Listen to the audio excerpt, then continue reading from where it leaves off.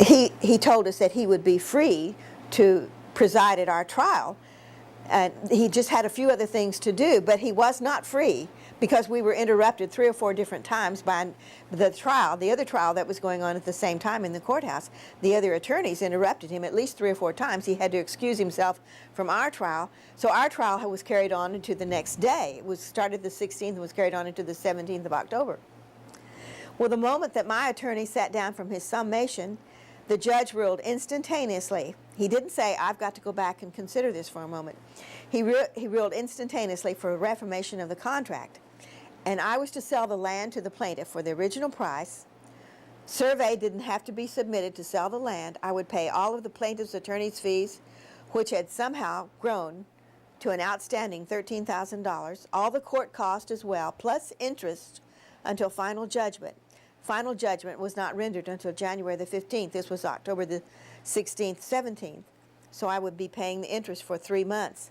They denied me an appeal by forcing me to post 2 cash bonds, which an old lady on a fixed income, they knew there was no way I could post 2 cash bonds. And my attorney argued that this was excessive. This was beyond reason. He said the land itself should stand for the bond. But the judge ruled against me on everything. He ruled against me. They would not give me anything. They only gave me 20 days to make an appeal. Plus, we had to go to an appellate hearing. If we went to the appellate court, I had to pay all of the plaintiff's attorney's fees at the appellate court plus interest, and this was in the amount of $8,000, which once again my attorney argued this was excessive amount. This was excessive. $8,000 was excessive for appellate attorney's fees. But I was forced to sign the papers turning my land over to these people or go to jail. They could also get a lien on all the property that I had left that was not homesteaded. I only had 3.68 acres homesteaded with my house.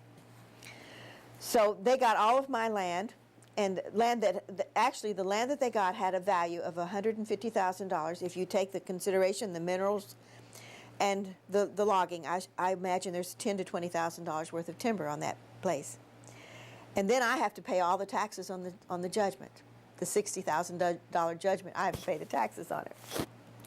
My attorney begged for any kind of justice, but they gave us nothing, having falsified the court documents. Their attorney committed perjury, and the plaintiffs committed perjury more than 50 times. I got the court records to prove it. Under oath, in order to steal my land. And judge never so much as looked at contract. It was all cut and dried before we ever went to trial. So now the plaintiff has the land which he has turned into his private shooting range, destroying all the wildlife and ruining an otherwise quiet neighborhood. But I still wonder who split this $13,000. That's my story. Man.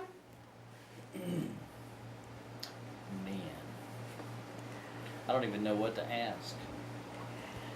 The lawyers in Tyler couldn't believe it. They couldn't believe that they only gave me 20 days to make an appeal because they said you had a minimum was 30 days. And my attorney asked for 50 days. But they just laughed at him. And nothing that appeared, my daughter and I both were at the final judgment hearing. And the plaintiff was also there. Well, it was not necessary for him to be there, but he was there. But they didn't think we would be there, but my attorney was not there. Because I had asked him not to come. I said, because we knew by then that we would never get anything. We were not going to get anything from the judge and this other attorney. We knew the judge was not going to even give us one moment's consideration. But nothing that transpired at the trial, and I got the court documents I had to pay for them, of course, to get them, but you have to do that if you're going to appeal it. So nothing that appeared in those court documents was said at that final judgment hearing. That was all falsified. There was nothing that was... Yeah. The judge only said, are these papers in order? And the plaintiff's attorney said, yes, they're in order. And he made note of the fact that my attorney wasn't there, but of course I didn't tell him that I'd asked my attorney not to be there because I would have had to pay him close to $1,000 to come over there, to be there. And we knew by then it wouldn't do any good to be there because the judge was not going to listen to anything that we might have to say. And so the judge asked the plaintiff's attorney, are these papers in order? And then he just signed them, you know. Well, evidently they weren't in order because 2 days later they issued a judgment non pro tem, you know, and they had to reissue the final judgment all over again because the papers weren't attached to it. The final papers weren't attached to it. Really? But the judge didn't catch it. He evidently didn't catch it, which he should have catched. He should have caught it, Could have gone. but he didn't.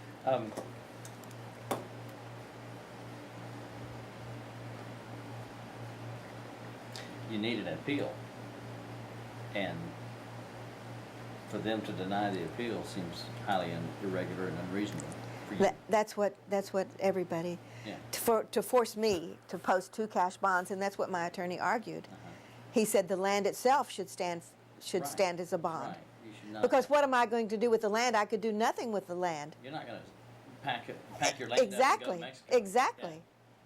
What could I do with the land? I could do nothing. Right. I haven't been able to do anything with the land for the last since 2004. So how many acres do you have now? I have 41 acres and my house left. Okay. But I had to sign everything over to my daughter because he could have put a lien on my property. Everything I've only got 3.68 acres homesteaded. Right. So the rest of the 38 acres he could have put a lien on. Right. That way it would have tied me up all over again. Right. So you deeded that over to your I daughter. did it over to my daughter. Well, that was a smart thing to do. That was the only thing I felt like I could do. Yeah.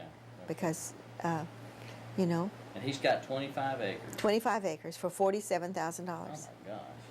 And it's worth 150 Oh, because sure. by the time you figure out he got all the minerals, he got they never addressed the minerals in the court. They never addressed them. Never said, you know, I said I had told him from the beginning he could have 1/4 of the minerals. I only had half of the minerals at that time. I only had half of them. Right.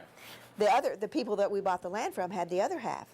Well, I didn't know at that time that 2006 I got all the minerals. I didn't know that myself until the gentleman up on the hill told me, the one Yeah. that told me he'd buy my property. He said, Right. "Oh, you know, you get all the minerals in 2006." So the way that the contract was worded, the plaintiff would have gotten all the minerals, and that was the only thing that I fought for was that we could fight for was to get. As the contract was worded, he got all of the minerals at that time, which was half, but he couldn't touch the other half that I'd gotten after 2004.